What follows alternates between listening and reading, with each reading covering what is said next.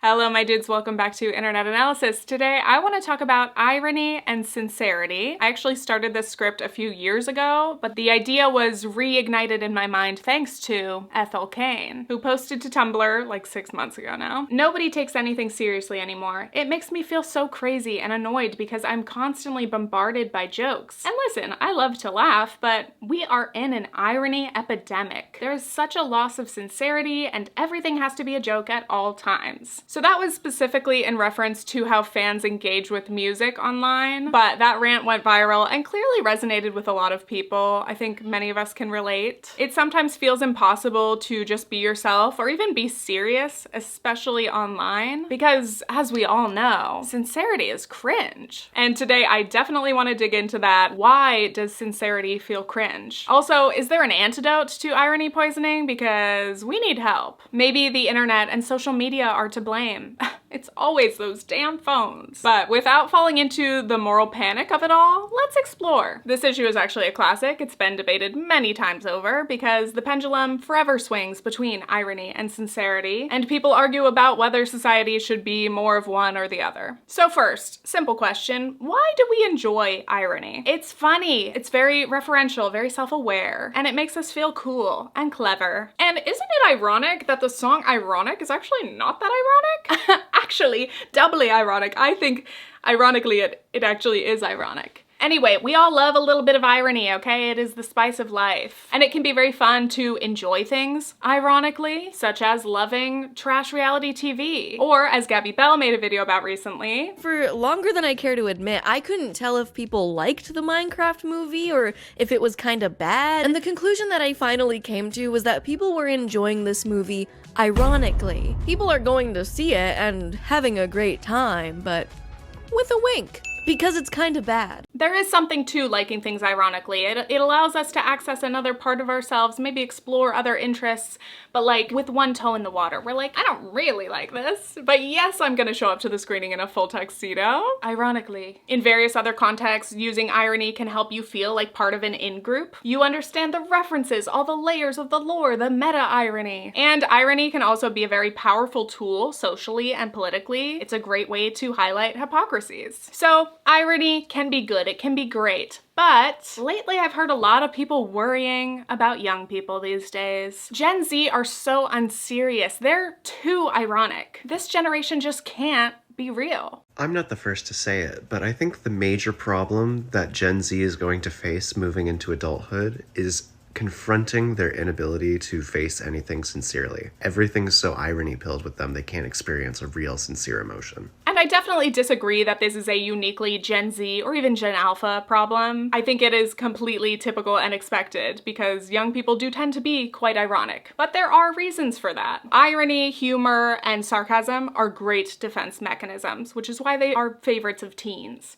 The teens. Many people, young people especially, have fears about how they're perceived, and they feel very vulnerable. Kids can be ruthless. So putting up these barriers, these layers, can help you protect yourself. You can't make fun of me for the thing that I already ironically acknowledged in a very cool and detached way. Christy Wampole wrote, take for example, an ad that calls itself an ad makes fun of its own format. No attack can be set against it as it has already conquered itself. The ironic frame functions as a shield against criticism. The same goes for ironic living. Don't let anyone see you caring about something or trying too hard. That would be embarrassing. Being detached is cool. It's not that deep, it's not that serious. I'm unbothered. RJ McGill Jr. wrote this great piece about how we've been arguing about irony versus sincerity for millennia. In 1999, Jedediah Purdy took his former classmates to task for their cheeky irony, their inability to commit to or believe in anything, to move through life with a wink, all the while filled with the empty chatter of pop culture references, devoid of real-world connections or political seriousness. The ironist is at ease in banter, versed in illusion, and almost debilitatingly self-aware. This is very classic teenage behavior. young people posturing. However, I believe it is possible to overdo the irony, to become irony poisoned, so to speak. St. Gibson wrote, "Irony is great in small doses, like vinegar in a recipe, but use too much and the whole dish becomes so bitter it's completely inedible." And I fear we've all been overdosing on irony for some time now. By the way, fun story, last week I was finishing up this script and then I was at a party for Miss Chelsea Fagan's book launch. I meet a woman named Saint and I go, "Hold on a minute, do you have a Substack and did you write a piece about sincerity in the Lord of the Rings?" And she's like, "Yeah, that's me." So, small world. It was lovely. Oh no, I'm being too sincere. Ugh. So what exactly is wrong with being super ironic? What is everyone so worried about? Again, this is an age-old debate and every generation has this moment where they think our world is so irony poisoned, nobody can take anything seriously, but I do think these criticisms are worth considering. Yeah guys, we get it. Everything's cringe, everything's ironic, you don't actually enjoy anything because that would be embarrassing. Yes dude, it's so cool that you make fun of people for enjoying things. When irony goes too far and we literally cannot bear to be serious anymore, we become overly cynical, self-deprecating, extremely detached, and nihilistic. Everything sucks, what's the point? You make a little ironic quip once in a while, you seem mysterious, cool, interesting. But constant irony, you're making fun of everything and everyone, now you're acting too cool. Derogatory. Even though, again, this is likely a defense mechanism, maybe you're feeling a little insecure, you might start to feel like you're actually better than other people. Ew, they're all so serious and sincere, gross. Soon you might be pulling a Holden Caulfield and ranting about how phony everyone else is. You may become a little bit insufferable. But it's more than just that. When we can't be our authentic selves because we're being so ironic and nobody else can be themselves because that's embarrassing and cringe, that makes us less secure in ourselves and our relationships and interactions with others. Some of you are so afraid to be perceived as cringe that you are ruining your own fucking lives. I think your fear of being cringe is holding you back from the true artistic development that you might want. I think it's holding you back from making real relationships, from having real community, from doing things that scare you. You're turning yourself down before anyone else can. Instead of feeling genuinely unbothered, like we're trying to posture, we may end up just disconnected and anxious. And then we want to distance ourselves from everyone even more. It's not a great position to be in. Wampole wrote, "Ironic living signals a deep aversion to risk. As a function of fear and preemptive shame, it bespeaks cultural numbness, resignation, and defeat. If life has become merely a clutter of kitsch objects, an endless series of sarcastic jokes and pop references, a competition to see who can care the least, or at minimum a performance of such a competition, it seems we've made a collective misstep. Could this be the cause of our emptiness and existential malaise, or a symptom?" But before we continue, this portion of today's video is sponsored by June's Journey. June's Journey is a hidden objects game with a murder mystery storyline. This is the June Parker, and her journey is all about solving her sister's murder, along with further uncovering even more family secrets. There's a lot going on. June is not a professional, she's not a detective, but she's taken this investigation into her own hands. We love a smart, independent woman. Okay, let me show you some gameplay. We're looking for these objects. Squirrel. Suitcase. Suitcase. Red vase. Lime. Lime. Occasionally I need a hint. Oh, there it is. And then I just replay each scene until I master it. We gotta get 5 stars. Meanwhile, I'm finding clues. I'm talking with people to learn more information. And there is always more because new chapters get added every week. In addition to all of that, when I wanna wind down a little, I like to decorate my island. Work on making some improvements. Look at these cute upgrades. So you can download June's Journey today for free by clicking the link in my description or scanning this QR code. It is available on iOS, Android, or PC. So now that we've introduced irony, let's dig into sincerity and cringe. Okay, I want to start with what is cringe? Now, we're on youtube.com. I'm sure we are all familiar, but just bear with me. I want to use the self-proclaimed cringe king as an example. Here is Jake Novak and his infamous SNL audition video from the summer of 2022. "I want to be the next SNL cast member, and here's why I should be a contender. When it comes to comedy songs, I kind of been killing it." The entire internet disagreed. People didn't just find this unfunny, they hated it viscerally, and of course found it unbearably cringe. But what exactly is wrong here, okay? What is cringe about it? Let's dissect. Jake Novak committed the internet sin of trying at something. Trying too hard, trying loudly, proudly, and publicly?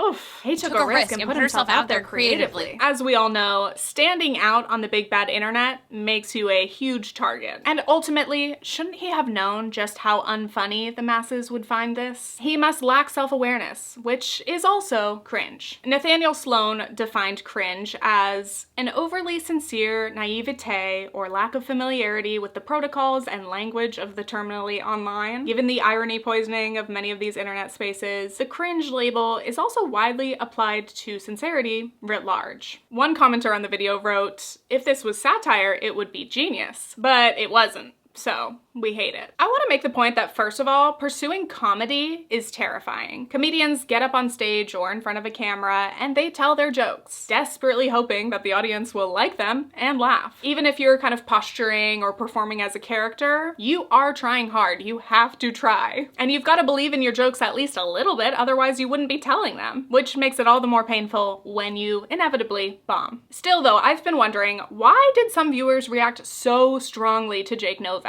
Yeah, it's an unfunny video. Sure, we can all have our opinions on that, but these reactions are intense. I had to go back and rewatch part of ContraPoint's excellent video on cringe. Some people just can't handle secondhand embarrassment at all. Like, they can't tolerate watching stand-up at an open mic. It is too painful to witness. Ugh.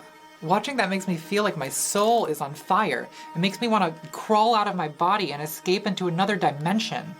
I think some people feel cringe more intensely than others. And Natalie explores the different types of cringe. Essentially, are we cringing with a person or are we cringing at them? When someone falls on stage, I cringe with her. My feelings mirror what she's feeling. But when I'm cringing at someone, I'm feeling something very different to what they're feeling. I'm cringing at Captain Badass over here because he doesn't have the decency to cringe at himself. Many viewers were clearly bothered by Jake Novak's boldness and directness. Like, how did you have the audacity to post this? To believe that you're good? In the purest examples of cringe, the person doing the cringy thing isn't feeling embarrassed. In fact, often they're super confident, and it's actually their lack of self-awareness about their embarrassing behavior that makes you cringe. You clearly lack self-awareness, so it is my job to tell you loudly, stop. I'm not saying people were telling him that out of the goodness of their heart, but again, they feel compelled to take it upon themselves to try to shut this down. And again, I just find it so fascinating that people aren't just indifferent or sympathetic of the cringe, they're angry. They must declare their hatred, distance themselves from it.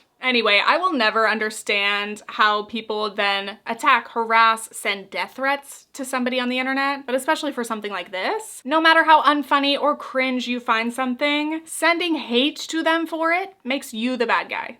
Obviously. And continuing on with another example of sincerity and cringe, back around like 2012, many people could not stand Anne Hathaway, which might be hard to believe if you don't remember this, because she's very beloved right now. But that is the point. Meg Walters wrote this retrospective explaining, millennials at the time had a preference for irony, edge, and sarcasm. So celebrities such as Anne Hathaway were deemed too sweet, too eager, too open, and too earnest. Essentially, people were annoyed by Anne Hathaway's theater kid energy, as she seemed to constantly be performing this overstated humility and graciousness. Her infamously sincere Oscar acceptance speech in 2012, "It came true," gave rise to a movement of so-called Hatha haters. So again, her crime at this point is being too earnest while accepting an Oscar. Walters wrote, what had first been embraced as quirky and cute had become grating and cringeworthy over time. This is all part of a very predictable cycle, which Tara Mooney made a great video about, this love-hate redemption cycle. It is so good. But I remember around that same time as people hated Anne Hathaway,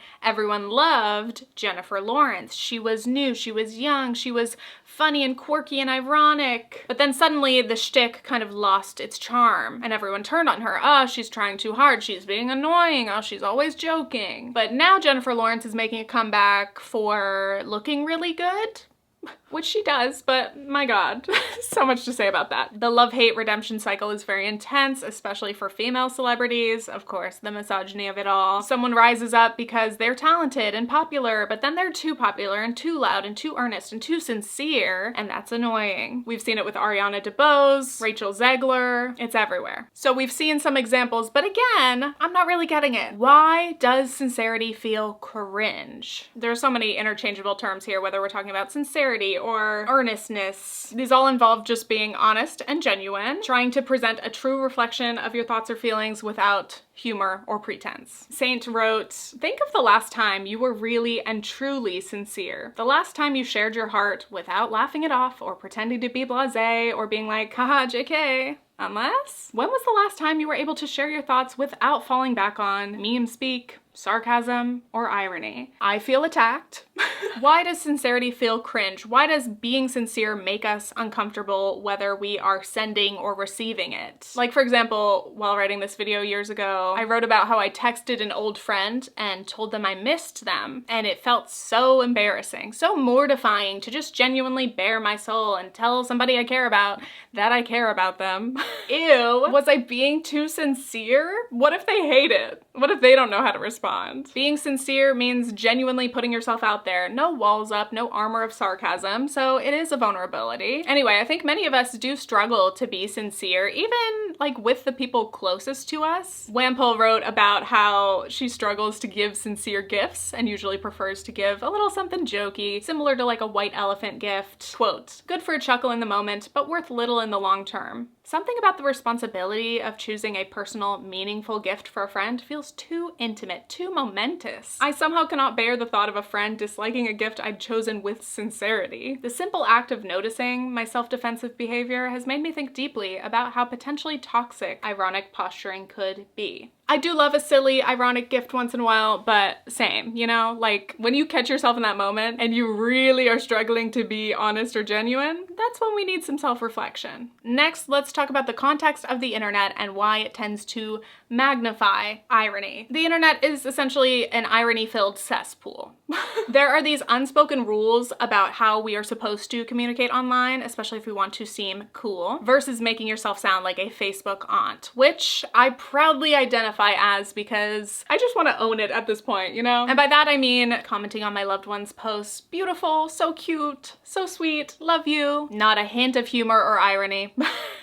And one, that's because I can't be bothered to try to think of something witty for every comment, and not every situation calls for that. And three, I love to share genuine, honest little compliments with my sweeties, okay? I know it makes me look like a dork to some, though I'm like, if you think a genuine compliment is embarrassing, again, we need to unpack that. I remember I left a sincere comment on a mutual's video once, and some people replied, and they were like, is this sarcastic? And I'm like, no. Like, maybe it's my excessive use of question marks and exclamation points and ellipses, but that's just how I communicate. We are so irony poisoned that we can't even fathom that someone would be sincere. But again, rewinding, the context of being online calls for sarcasm, wit, and irony. Those are all extremely popular online. Those are the kind of posts and comments that come off the best, get the most likes. One major component of this is the fear of being perceived. A lot of people talk about how they are worried about how they come across online, so it's best to, again, put up that armor and just make a little joke. Don't risk saying something sincere that someone's gonna make fun of. Play it safe. You've gotta make a little joke, have some irony, a little reference that other people can get to know that you know. Sometimes I do catch myself and I'm like, should I just comment like, slay, mommy? I don't know, I can't think of the right thing to say. And that is why I stick to my sincere compliments, because it honestly feels worse to me to overthink what sort of witty comment I should leave, and I would rather just not attempt it at all. Anyway, it is obvious cringe and perception are deeply intertwined. Ashanti Austin wrote, cringe is a concept that exists only through the gaze of another. It's rarely something we experience in isolation. It's performative discomfort. embarrassment layered with imagined judgment, and yet we internalize it so deeply that it begins to shape what we do and don't allow ourselves to pursue. Also within the internet context, you have to consider the layers of irony and cringe. It can be really hard for us to even tell what's ironic online anymore because there are so many meta layers of irony baked in. Like trying to explain a meme can be almost impossible because memes often allow for infinite layers of irony and self-referentiality, and that's why some of them get just so far from the original point that you only get it if you get it. Okay, there is no explaining. And that's part of the fun. You get it because you somehow traced and experienced how this meme or this reference evolved. Congratulations. I'm gonna pass it over to J-Reg. That's right. This video about irony on an ironic channel will be completely unironic. How ironic. That's how you get 3 layers, kids. Irony's all fucked now. This is very much a generational thing. Tell me how many layers of irony there are in boomer memes. Like, max 0.5. But a lot of irony today, especially used by young people on the internet, regularly employs multiple layers of irony. Post-irony is the return to sincerity from irony. For example, in like 2009, I started to say "Hey noobs" as my video introduction. Hey noobs! Hey noobs! Hey noobs! Hey noobs! Hey noobs! I was borrowing from gamer culture in a context where it didn't really make sense, and that's what was funny. I was joking, I was being ironic. And at some point back then, I started to say "Okay, thanks, bye" at the end of my videos. Okay, thanks, bye. Okay, thanks, bye. Okay, thanks, bye. Okay, thanks, bye. Okay, thanks, bye. But now I have been saying "Okay, thanks, bye" at the end of my videos with a peace sign, sincerely, for over a decade. It's real now. Post-ironic. Meta-irony is what happens when irony and sincerity become muddled together. With meta-irony, the author wants you to be in a state of confusion over what the underlying layer of sincerity is. Nathaniel Sloan wrote, "The sort of ironic disposition of the late 2000s, early 2010s, hipster, is now passé. The notion of enjoying something ironically has now become so diffused within our culture, ironic enjoyment is nearly indistinguishable from sincere appreciation." I'm sure all of us have examples of things that we started enjoying ironically and at some point it shifted and now we're not even sure whether we're joking anymore. Sloan again uses the example of reality TV viewers. Quote, "Consider the avid reality TV enjoyer who, while knowing it's bad, nevertheless spends hours wrapped in front of the screen. There is no functional difference between this person and a genuine or sincere enjoyer of reality television. This compulsive self-awareness correlates with an increase of ironic distance, leading to the blurring of the boundary between irony and sincerity." Continuing on, I think we're all getting a little tired of irony-poisoned media. The cynical, overly self-referential pop culture, the Marvelification of everything. I saw this comment on a Substack about bad Marvel humor. Michael wrote, "I hadn't really thought about it in terms of quips, but I've long been tired of the fact that we're a fundamentally unserious culture. Everything is a reference to everything else and we're all in on the joke, which is supposed to make us feel sophisticated, but if we're all sophisticated, then we aren't really." The irony and self-referential humor is sometimes fan service, like in Marvel. It's like it's a reference to like 6 movies back. It's wink, wink, wink, we all get it. And again, it's also a preemptive defense against criticism. We get that we're playing into the tropes. We know this is silly, haha, but we're still doing it. In addition to all of the more mainstream irony-poisoned media, I personally am very tired of the repetitive, ironic jokes. How many times have you opened a comment section and it's all just the same quote of the week, the latest meme, everyone is just racing to copy and paste the same reference. I don't personally care if you love to like quote a popular meme, whatever. It can be fun, but on a mass scale, as I'm reading through tons of comment sections every day, it just gets a little stale. It gets a little boring. God forbid a girl reference a meme. Because of the nature of memes and the breakneck speed of internet trends, like we used to laugh and make similar jokes for like years on Tumblr or Twitter, but now something becomes so popular so fast, it's in every comment section, we get burnt out by it that much faster. It's old, outdated, and overdone within like a day. And this goes back to Ethel Cain's post. It's not even just me, I see it with literally every artist. The number of times I have to read the same stupid shit like, yeah, yes, you ate that like Isaiah ate Ethel over and over. It makes me so mad. It's not everyone, obviously, but it's such a huge portion of people who engage with me online and in real life that it's truly inescapable. I feel like no matter what I make or what I do, it will always get turned into a joke. It's genuinely so embarrassing. I'm honest to God so turned off by so much of the way people engage with the shit I do and with most things in general. I miss when I had 20 fans who actually had something interesting to say in response to what I was making. I hate it here. I think that was a really interesting insight from a celebrity, and I know why celebrities don't say things like this often, because some fans get really offended and they hate being told that maybe they're annoying.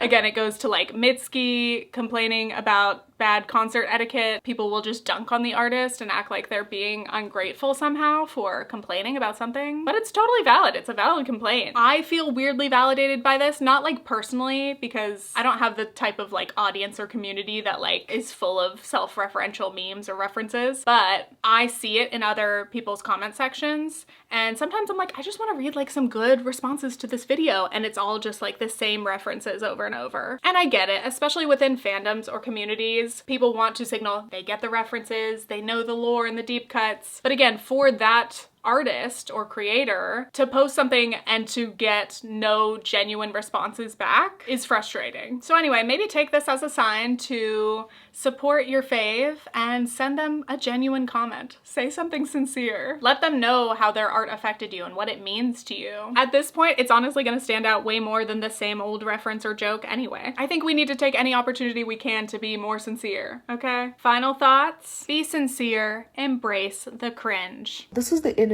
that I want to exude. I want to stop overthinking, and I just want to embrace the cringe. You put yourself out there anyway, because life is just about embarrassing yourself over and over again and learning to live with it and learning from it. Who cares if you're a little weird or a little awkward or you stumble? That is the beauty of life. No one has it figured out, and I'm gonna be cringe till the day I die, because that is the most freeing, most genuine, most honest place to be. I definitely agree that many people today are craving that authenticity, that sincerity, genuine, honest connection, you know? I really appreciate seeing people push back against cringe culture. The only way to beat cringe is to embrace it. It's okay. There's also a very strong case to be made that cringe culture caters to conservative ideology by suppressing what is considered culture outside of the norm or anything that stands out. The more you condition yourself to express a cringe response to anything that feels out of place, the more you develop a distaste for individuality and a fear of standing out. And listen, if it's become cringe to make a facial expression or be performative, does that mean it's cringe to have a feeling other than apathy? We need to feel freedom to express joy and outrage and humor, because if not, that's how we end up with cultural homogeneity. No queer culture, no experimenting with gender expression, and that is what the far right wants. I think we're also in an era where it is cool to care. It's cool to express that you care and be passionate and try things. The concepts of trying being cool again and the cultural shift of anti-cringe culture and just letting yourself like things unironically again feels like two sides of the same coin to me, but they're on like the same side of the coin. Saint wrote, "Sincerity matters, beloved. The foundation of moving the needle on anything at all, from a marriage to a mutual aid group to an entire nation, is honesty. Sometimes we've got to suck it up and be sincere. How can we possibly expect to save the world if we cannot even, when the occasion calls for it, be earnest about what is worth saving?" Yeah, I think the crux of this current moment is like, the world is dark enough. I say this in every damn episode, but it's true. And some people cope with that with irony, and that's fine. That's great. If it helps you, yeehaw. But a lot of people are leaning away from the irony poisoning, and they just want honesty, sentimentality, genuine expressions. What the really great artists do, and it sounds very trite to say it out loud, well, what the really great artists do is they're entirely themselves. They're entirely themselves. They've got their own vision, their own way of fracturing reality, and then if it's authentic and true, you will feel it in your nerve endings. And I do think that being able to be honest and genuine does signal, you know, a level of self-confidence. That's why it's cool. Not the uncaring, too cool kind of cool. The cool of someone who is just admirable and badass and you want to be friends with because they seem really real. They have passions and hobbies and they're not scared to share that. I want to end with a quote from Lindsay Adler. She wrote this piece recently about her friend Sarah, who is dying from ALS. Lindsay wrote, "Tell people what they mean to you is a Sarah catchphrase that I finally acquiesced to when her own circumstances made it more of a parable than a suggestion. I now intentionally tell people what I think makes them special, or at least I try to do this. I spew plenty of criticisms too, so my earnestness probably seems like some manic deviation from the norm. It often makes people uncomfortable. Telling people why and how strongly you care about them is an unusual way to behave. It challenges their innate insecurities. When they squirm too much or protest or ask why my Eeyore ass is being earnest in public, I tell them the truth. My friend is dying,